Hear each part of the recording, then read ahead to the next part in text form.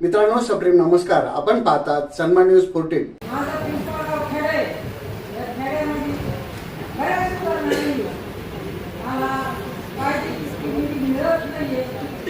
माझा जो पूल आहे तो पूल आता तुम्ही म्हणले वाकडे तो पूल आता पडलेला आहे. तर तो पाऊस जर आला तर तिथूनचे मळेकडे जायचं तिकडे आला तिथूनचे इकडे आला तर त्यांना जाण्याची सोय नाही. मला लगेच पूल रेडी करून द्यावा.